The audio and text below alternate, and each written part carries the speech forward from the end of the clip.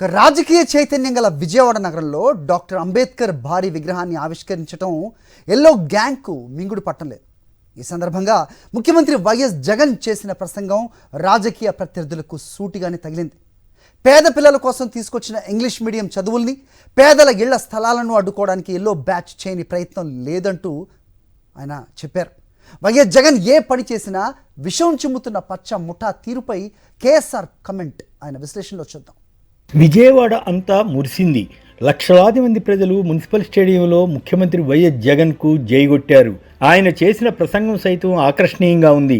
రాజ్యాంగ నిర్మాత డాక్టర్ బాబాసాహెబ్ అంబేద్కర్ భారీ విగ్రహావిష్కరణ సందర్భంలో జరిగిన ఈ సభలో జగన్ విపక్షాలపైన, తెలుగుదేశం అధికారిక ఈనాడు మీడియాపైన విసిరిన సెటైర్లు కూడా అందరినీ ఆకట్టుకున్నాయి. ప్రతిపక్ష నేత చంద్రబాబు నాయుడు, ఈనాడు రామోజీరావు వంటి వారు నయా పెత్తందారులని, అంబేద్కర్ భావజాలానికి వ్యతిరేకులని, కొత్త రూపంలో అంటరానితనాన్ని అమలు చేసే యత్నం చేస్తున్నారని జగన్ ధ్వజమెత్తారు.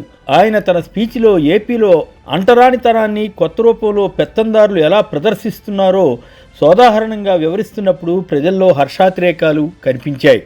జగన్ సభలో ఉన్నంతసేపు వచ్చిన స్పందన చూస్తే బలహీన వర్గాల్లో ఆయన పట్టు తిరుగులేనిదని మరొకసారి రుజువైంది. తన స్పీచ్ని ఆయన 2 భాగాలుగా చేసుకుని మాట్లాడారు. తాను అంబేద్కర్ ఆశయాలకు అనుగుణంగా ప్రభుత్వాన్ని ఎలా నడుపుతున్నది వివరించడానికి వివిధ స్కీములను తెలియజెప్పారు.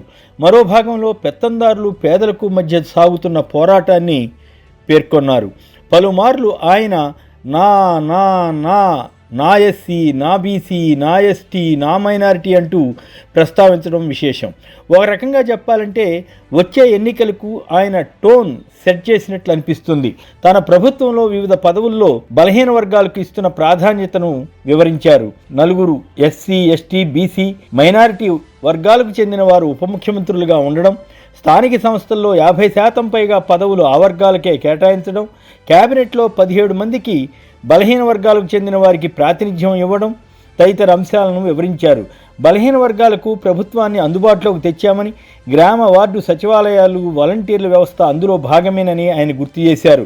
కొత్త రూపం దాల్చిన అంటరానితనాన్ని ఆయన విశ్లేషిస్తూ ప్రభుత్వ స్కూళ్లను బాగు చేయడం ఈ పెత్తందారులకు నచ్చడం లేదని, తద్వారా వారు అంటరానితనాన్ని కొత్త రూపంలో చూపుతున్నారని చెప్పారు.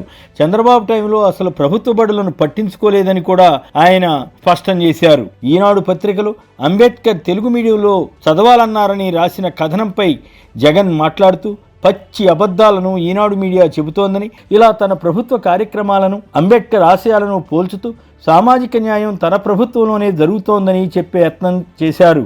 గతంలో చంద్రబాబు దళితులను ఉద్దేశించి చేసిన కొన్ని వ్యాఖ్యలను గుర్తు చేశారు. ఎస్సీల్లో పుట్టాలని ఎవరైనా కోరుకుంటారా అని చంద్రబాబు అన్నారని, బీసీల తోకలు కట్ చేస్తానని కూడా బెదిరించారని, ఆయనకు బలహీన వర్గాలంటే చులకనని జగన్ ధ్వజమెత్తారు. రియల్ ఎస్టేట్ రాజధానిలో దళితుల అసైన్డ్ భూములను పెత్తందారులు కాజేశారని కూడా ఆయన ఆరోపించారు. ఈ రకంగా మొత్తం తన స్పీచ్ అంతటినీ బలహీన వర్గాల గుండెల్లో నిలబడిపోయేలా జగన్ ప్రసంగం సాగిందంటే అతిశయోక్తి కాదు. ఈనాడు పత్రిక శుక్రవారం నాడు ఎంత నీచంగా కథనాలు ఇచ్చిందంటే మాటల్లో వర్ణించడం కష్టం. జగన్కు అంబేద్కర్ విగ్రహాన్ని ముట్టుకునే అర్హత లేదంటూ పిచ్చి ప్రాలాపనలకు ఈనాడు దిగింది. మరోవైపు ఏపీలో ప్రజాస్వామ్యం లేదని, పత్రికా స్వేచ్ఛ లేదని అబద్ధాలు చెబుతోంది. తెలంగాణలో గత ముఖ్యమంత్రి కేసీఆర్ అంబేద్కర్ విగ్రహాన్ని ఆవిష్కరించిన రోజున ఆ ఘట్టాన్ని ఎంత గొప్పగా రాసింది. అదే ఏపీలో ప్రపంచంలోనే అతి భారీ విగ్రహావిష్కరణ జరిగితే ఏ స్థాయిలో విషం గక్కింది గుర్తు చేసుకుంటూ సోషల్ మీడియాలో పలు విశ్లేషణలు వచ్చాయి. అంబేద్కర్ విగ్రహ స్థాపనకు ఏ రకంగా కృషి జరిగింది, ఇందుకోసం ఏ వస్తువులను ఎలా వినియోగించారు, వాటికి సంబంధించిన విశేషాలు తెలియజేస్తూ కథనాలు ఇవ్వాలి. ఆ తర్వాత ఏమైనా లోటుపాట్లుంటే వార్తలు ఇవ్వచ్చు. అలా చేయకుండా ఈనాడు మాత్రం పచ్చి పాపంగా పిచ్చి పిచ్చిగా ప్రభుత్వ వ్యతిరేక కథనాలతో జగన్ ప్రభుత్వంపై పడి తెగ ఏడ్చింది.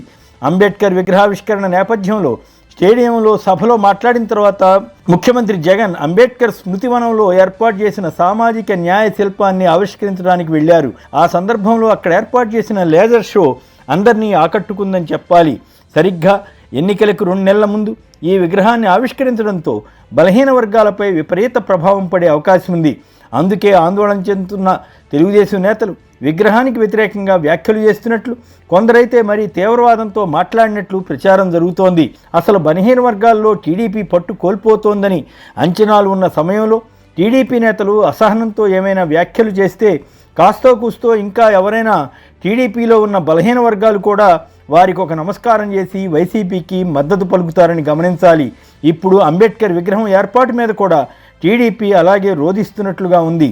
అందుకే ఈనాడు, ఆంధ్రజ్యోతి వంటి మీడియా కన్నీరు మున్నీరుగా విలపిస్తూ కథనాలు ఇచ్చి ప్రజల మనసుల్లో విషం నింపాలని యత్నించాయి. వీరు ఎంతగా విషం చిమ్మినా అది వారికే నష్టం. ఎందుకంటే ఎల్లో మీడియాను ప్రజలు నమ్మడం మానేశారు.